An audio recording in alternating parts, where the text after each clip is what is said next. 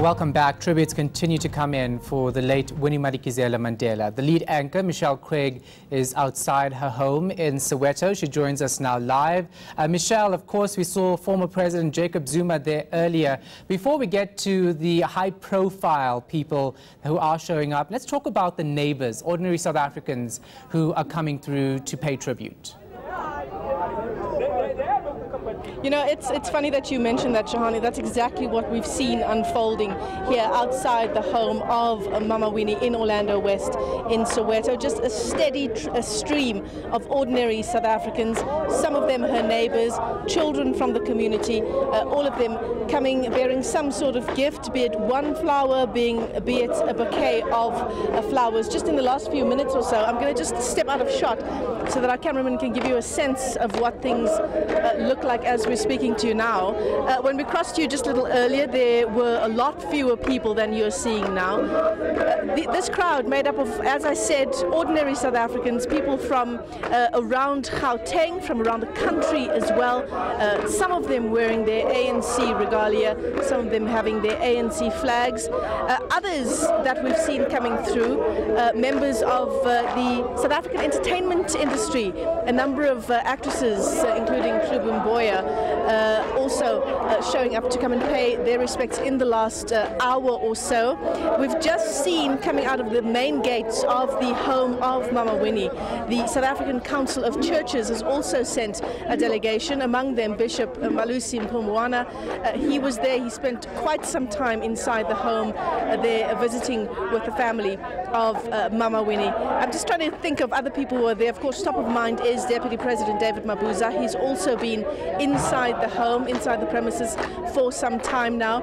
Ray Macaulay is also here, as well as a delegation from Nigeria, one of our neighboring countries, also showing up. Lots of pomp and ceremony there as that person showed up. We're not exactly sure of exactly who he is, but he is from the Nigerian government. And as I say, just ordinary South Africans coming to spend time here. Not everyone, of course, is being allowed through the main gates of the home there. Not everyone has the opportunity to spend time with the family of Mama Winnie, but they're still coming in their numbers just to be here, to experience the atmosphere as people continue to exchange stories of what Mama Winnie means to them.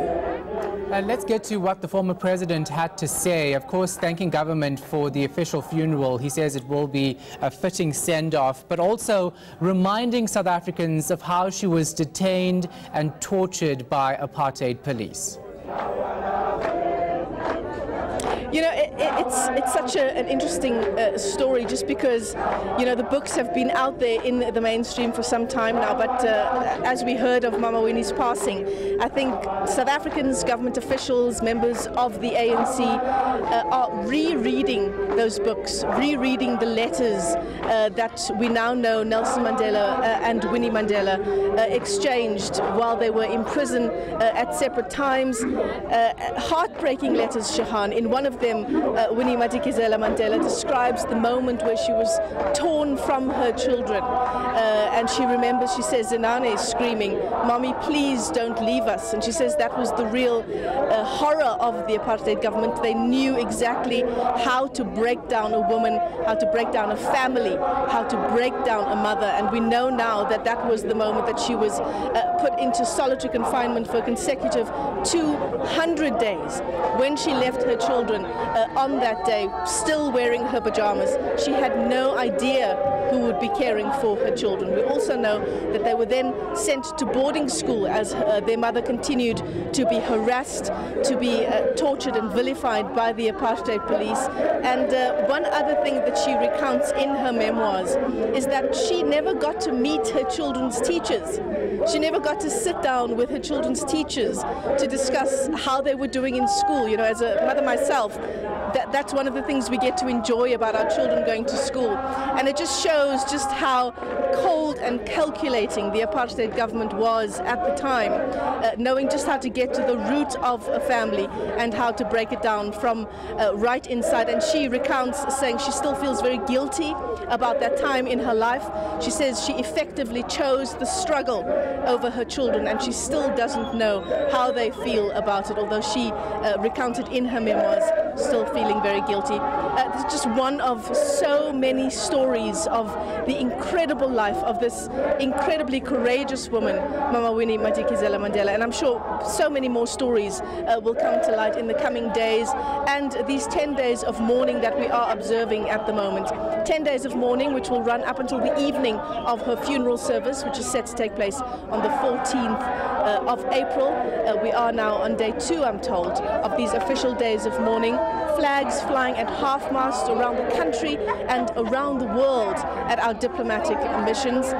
We're also being told that the official funeral that has been given to the president, been given to Mama Winnie, thanked by former President Jacob Zuma for doing just that. But Ray McCauley thank you very much for speaking to us. Thank you for having me. You visited with the family. How was that experience, just spending some time with them? Well, it was very sad, but very peaceful. Yeah. And just to see all the church leaders together, coming together to pay tribute was good. It's also very nice to see so many just ordinary South Africans coming to pay Fantastic. This is where the ambience is. This is where the heart of the people is. And her heart was for the people. Her heart was for the children and for the women that were really in a lot of bondage and slavery. Any particular story that stands out for you as you think about Winnie Mandela? Well, at one time I was going through a very tough time, and I got a phone call. It was her, and she said, "I phoned to encourage you. You've got to have guts. Look at what I've done. Look what I continue to do. Now, come on, get going. I saw you on TV the other day. Continue, don't stop." That must have been incredible for you. Wonderful. You're usually the person who calls your That's right. congregant. It was life-changing for me. Yeah. Well, thanks very much for speaking to us. Ray McCauley, just one of the many dignitaries, one of the many extraordinary South Africans. Also, let's just have a listen to some other people who are coming to speak to us. I'm Prema. This is Shanti Naidu. Yes. You know, she refused to give evidence against Winnie. And she was sentenced. She also spent 300 days, more than 300 days in They South phoned her Africa. yesterday to talk to her, but nobody came back to her, the ESCA. Well, we're very sorry about that. Can you speak to us now? Yes, yes. Very short. Yes, most certainly. Tell us about how you're feeling in the wake of the death of Mama Winnie. I feel the loss because we were comrades over years. You know, we've known her from the 60s. Although we haven't seen much of each other, but just that she's your comrade and she's no longer there. And she was a fierce fighter, and we followed each other's what happening to each one, you know. And you know, we were detained together in 1969. And, in fact, I was detained a month later. And 6 months after my detention, I was taken to court, and they expected me to give evidence against Winnie and Joyce Sekakane. And I refused. I was sentenced to 2 months, but I wasn't released from my detention. The 2 months detention and sentence continued together. And 6 months later, I was released. People always talk about how difficult solitary confinement is. What do you remember about that time? You know, it's something I would really like to forget, but it haunts you all the time. You know, I was 367 days in solitary confinement. And I know what Winnie's talking about in her books when she's talking about being in solitary confinement. And the other thing is the conditions of interrogation.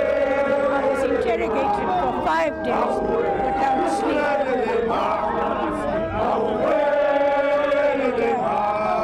I was hallucinating. I was flying in a plane and jumping from one plane to another. It was the most horrific experience. You heard of Swanepoel? Well, he was the main interrogator. It's very difficult for you to talk about this. Sorry? It's still so difficult for you to talk about this. It's very emotional. Yes. You know, and I find it difficult. Thank you very much for taking the time. Shanti Naidu. Shanti Naidu. Thank you very much, ma'am.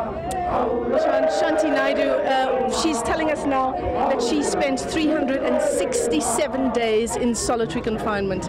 Incredible, the stories that we are hearing. She says she was detained around the same time as Mama Winnie was detained, and around the same time she was sent to solitary confinement. And even as I was speaking to her just then, she struggled to find the words to describe the horror that was that experience in her life. I asked her what she remembered about it. She says she wishes she could forget exactly what it was like. Just incredible stories coming out of the many people we're seeing passing through here, coming to pay tribute to Mama Winnie. The South African Council of Churches also having sent a delegation, as I mentioned to you just a little earlier. Bishop Makosi Mpumwana, thank you very much, sir, for speaking to us. Thank you for having me. Incredible to see just the caliber of people who are coming to pay their respects to Mama Winnie. Ordinary South Africans, people like yourself as well. You know, Mrs. Mandela worked very closely with the South African Council of Churches. I'm going back to the days of what was called the Black Parents Association, together with then Bishop Manas Buthelezi, in the days when there was trouble all over the universities in the early to mid-70s. Winnie Mandela was there to support, to stand in for parents from all over the country. Then when the 1976 uprisings came, she became the hand whose wings were there to cover the children. And again with Bishop Manas Buthelezi and John Rees, the General Secretary of the SSC at the time. So we've always had this very close relationship in times of crisis. But there are two things that I want to say though. That for a woman who was deprived the opportunity to parent effectively her own children, she recognized the importance of parenting and stretched her wings so that no child can ever be without the support of a parent. And secondly, because she knew the loneliness and the hopelessness that one can actually get to experience, she was always going to be the first person to respond whenever there was distress. It does not matter if it is because of a flood in Alex, whether it is because of shacks being burnt, whether it is because of the jackboot of the ruthless police, she would be there to challenge them. She was that kind of person. In other words, she became the champion of hope. And I've said before that Nelson Mandela, as he departs, he becomes the ancestor of hope. And I can say about Winnie that it is not about the ancestry, because she was actually a living generator of hope for many in our society. And I think that she will be remembered as someone who turned her own adversity into a source of inspiration for others. I mean, it's a heartbreaking story. It's so wonderful to hear about how she earned this title of Mother of the Nation. But as you say, it's heartbreaking because she never had the opportunity to do the ordinary things a mother would do with her daughters. Absolutely. And I mean, the girls are very gracious, everything considered. And she herself, in her mellowed old days, she showed and oozed that grace. And whenever she gave advice, I mean, she would give advice and expression of views that you can tell they're built out of a long experience of hardship and joy. She knew joy because she knew hardship. I mean, if you read back on her memoirs and exactly the extent of what she endured in her life, you can't think of another person who would survive and thrive the way she did. Our children today do not understand, do not know the brutality of the apartheid system, generally for everyone. But when it is trained very in a focused way to a particular family, and not just family, individual, I mean, of course, when I say individual, I mean everyone. They had a way of focusing on a person in every township. They would know that this is the person we're going to crucify. They would do that from village to village, from township to township. She, therefore, is the metaphor for all that for everyone. Young woman, recently married, with 2 young children, and she's sort of prized away from them. Her husband goes away, and every effort is made to feel the worst of the pain thereof. Then she gets banned, and many people don't know what a banning order does. Those of us who were banned would know that it was intended to put you into a permanent prison that you manage yourself. They would say you may not be in the company of more than 1 person. We couldn't have a 3rd person coming to talk to us. And that's going to be your life. You may not receive visitors at home. You got to report to the police station every week that you're still around. You've got to, you cannot go to an educational institution. You cannot take children to school. You cannot go to a factory. You cannot be employed in a production place. You cannot be quoted. Everything you say must never be repeated anywhere. These were banning orders. And of course, the worst deal, you could then be removed from your normal environment if the thing is too supportive for you and sent to a place like Brantford, where nobody is supposed to know you. Like Mampila Rampila was sent to Tsanin, where nobody knew her. But these women found a way of making that also a home. Then you'll hear the people of Brantford talk about what she meant for them. It was almost like a gift from heaven that Winnie Mandela came to live in their midst, because then they were able to find to discover their worth, because she made it possible for them. And it is this kind of power and capacity to stand up despite their own woes and troubles that defines her as a person who I don't believe she would have been able to do much of this if she was given an elected office. I think that the non-elected power she had remains the legacy that says South African citizens must stand up for themselves. That a government can only be a good government if we as citizens take responsibility and hold our government accountable. And she held everyone accountable. And she therefore means in her name that South Africans must actually take the trouble to do that. And that's the reason, well, not so much because of her legacy, but it is in the same spirit that the SACC has launched the National Convention for South Africa, which is a space to say, what are the public values that we treasure? What standards are necessary in public policy to sustain those values, so that then we are able to then have policies that meet. For example, if we are saying that, let's just say that everyone talks about the importance of women, and that women's emancipation is a big deal. It's a kind of a politically correct thing to say. That's a value. Now, what standards should we have that will make sure we deliver on that? What material is being done? Exactly. Now, the standards should be to say no woman should be deprived of her voice. No woman should be denied equal pay. These are just standards. You can actually lay them out and say, these are the standards towards this society, and you can actually do a scorecard. Say, are we progressing in the direction of this? Because if we have no standards, then there's no growth. Then the public policy must then be designed to make those standards happen. I can take the case of education. The doors of learning shall be open to all. It's a very important value. And government has done a lot to open universities to poor children from all over. We've got NSFAS and all these things. But what are the standards that are necessary to make sure that happens? You know what? It means you cannot go to a university and have no place to. I've got a child that came from Zululand, Mangus in northern Zululand. He comes to the University of Johannesburg. For the first year, she had accommodation. The second year, she had to hit the streets of Johannesburg. The biggest town she knows is Richards Bay. You know, that means there is a standard we're not meeting to make that. We've got a child that dies in a toilet in the rural areas because we're not meeting the standards that are necessary. So we have to set standards and then have public policy that is designed to make those standards come alive. So that's what we're saying. And what Winnie Mandela was a real example of somebody who demands those kinds of standards. Well, I'm glad you're bringing up that point, because it's just a year ago now that we were mourning the loss of Amakatrada. And we're now getting to the stage in our country's history where leaders of that caliber are leaving us. And what do we do then? We'll grow more. We grow more. We have to grow our timber.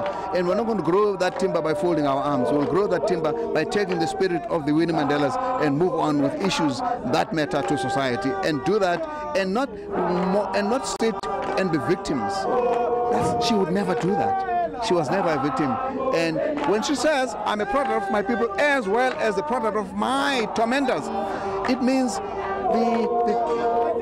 the victimization can be turned around to be an experience to grow the power for more activism. She was made of a different kind of stuff. I'm not sure you find that kind of stuff. Well, I'm a theologian. I will say human beings are created in the image of God. I studied theology because I was trying to understand what it means to be created in the image of God if you are black in apartheid society. And I discovered what I find in Winnie Mandela. God is love. Therefore, love is a human fundamental, and that's what she represented. And that's why she spread herself out to love everyone. God is power. That's why we say Almighty God. So human beings have got power within themselves, and they've got now power exercised without love is tyranny. But power exercised with love is justice and righteousness. And so she simply lived up her image of God. That's what she was trying to do. Well, as always, it's a great pleasure talking to us. Thank you Thank you very much for having me. Well, Bishop Malusi Mkhungwana speaking to us there from the South African Council of Churches, describing the life of Winnie Madikizela-Mandela, describing exactly what it took to be able to get through the kind of torment she suffered at the hands of the apartheid government, Shahan.